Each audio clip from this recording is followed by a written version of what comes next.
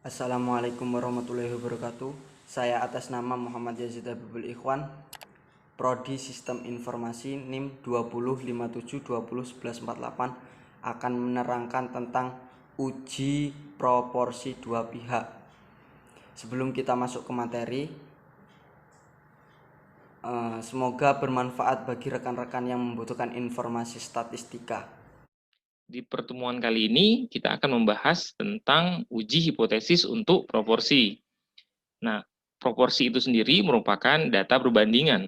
Perbandingan antara suatu hal yang kita teliti dengan totalnya. Nah, lambang proporsi untuk populasi disebut dengan Pi. Sedangkan lambang proporsi untuk sampel disebut dengan P atau X per N. Nah, karena nanti ini kita mulai dari uji proporsi dua pihak, maka nanti akan menggunakan hipotesis alternatif tidak sama dengan, seperti ini. Untuk uji hipotesis proporsi, kita akan menggunakan distribusi Z atau statistik Z, di mana rumusnya adalah X per N dikurang Pi, di mana X per N adalah proporsi untuk sampel, atau notasi lainnya disebut dengan P, sedangkan Pi adalah proporsi untuk populasi. Dibagi akar dari Pi dikali 1 min Pi dibagi N. Contohnya, sebuah lembaga survei ingin menguji apakah distribusi jenis kelamin laki-laki dan jenis kelamin perempuan adalah sama. Sebuah sampel acak terdiri dari 4.800 orang mengandung 2.458 laki-laki. Nah, dari soalnya sudah kelihatan jika ini adalah proporsi. Mengapa? Karena perbandingan dari 4.800 orang, laki-lakinya 2.458. Ini adalah ciri-ciri dari soal proporsi. Dalam taraf nyata, 0,05, benarkah distribusi kedua jenis kelamin itu?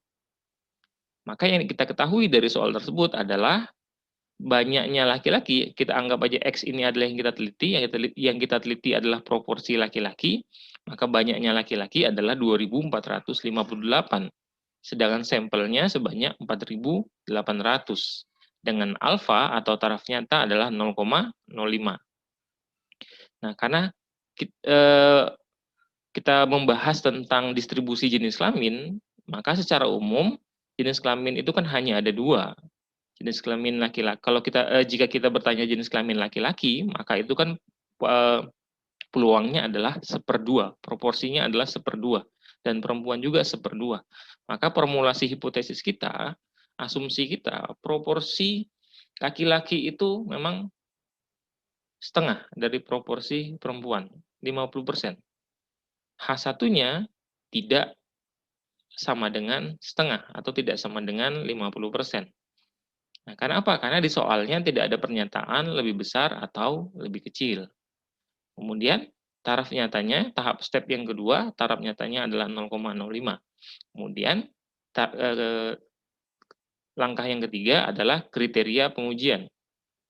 Karena formulasi H1 menggunakan tanda tidak sama dengan, maka akan dilakukan uji dua arah dengan kriteria H0 akan diterima kalau nilainya antara 0 antara batas bawah Z sampai batas atas Z.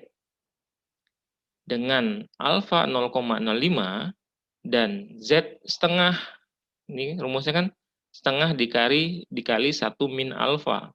1 min alfa, 1 dikurang 0,05, alfanya 0,05, itu hasilnya adalah 0,95. 0,95 dibagi 2 atau dikali setengah, itu hasilnya adalah 0,475.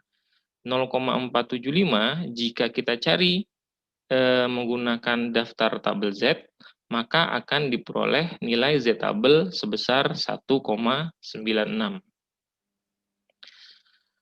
Nah, karena itu H0 akan diterima jika berada di interval antara 1,96 sampai dengan antara min 1,96 sampai dengan positif 1,96. Nah, sekarang berapa sih nilai Z hitungnya?